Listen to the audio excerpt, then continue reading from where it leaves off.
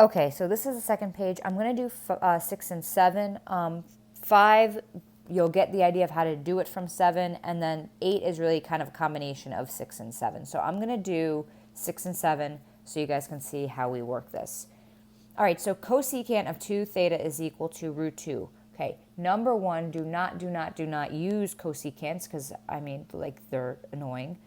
What we can do, cosecant is the reciprocal of sine.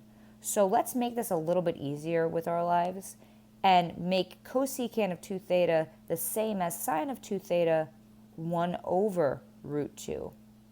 Or, let's make this in a better form for us. Sine of 2 theta is equal to root 2 over 2. All right, that's a lot better. All right, so 2 rotations. We're going to solve this. We're not going to solve the cosecant. We're going to solve the sine. We're going to change our domain.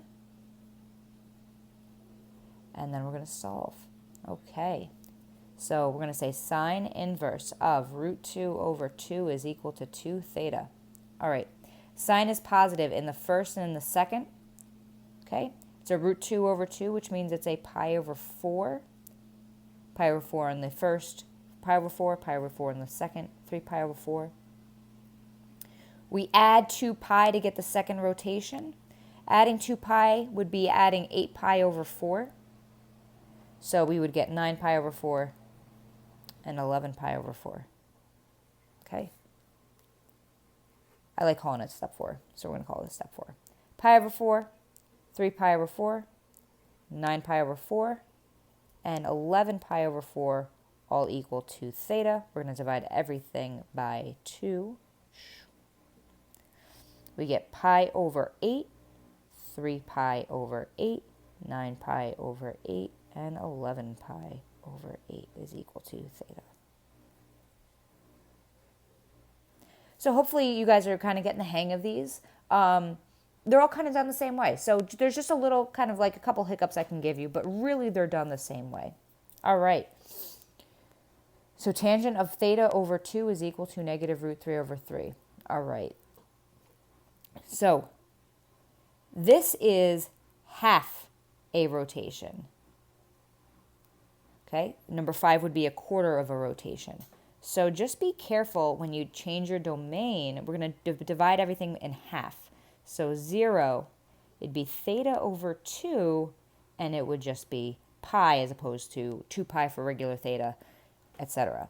So just, that's pretty much the only thing we got to watch out for. All right, we're going to solve. And it'll look like tangent inverse of negative root 3 over 3 is equal to theta over 2. All right, now tangent is negative in the second and in the fourth. Okay, root 3 over 3 gives me the pi over 6's for tangent. If you need to draw the triangle, feel free to draw the triangle. If you're not sure, pi over 3, pi over 6. Pi over 6 is 30 degrees, so that's 1/2. This is root 3. So 1 over root 3 is the same as root 3 over 3. So I'm going fast here because we've talked about that already. So the pi over 6 in the second quadrant is 5 pi over 6. The pi over 6 in the fourth quadrant is 11 pi over 6. We're going to add 2 pi or 11 pi over, I'm sorry, we're going to add 2 pi or 12 pi over 6. My apologies, 12 pi over 6. 12 plus 5 is going to be 17. 12 plus 11 will be 23. Okay, so second rotation. All right, and step 4. We're going to set all these equal to 1/2.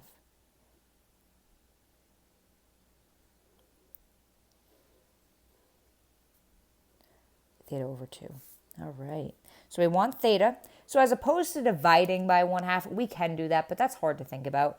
The better thing to do is to multiply everything by 2. Okay, my theta over 2 will become just theta. 5 pi over 6 times 2 would be 10 pi over 6. I'll reduce in a second. 11 pi over 6 times 2 is 22 pi over 6.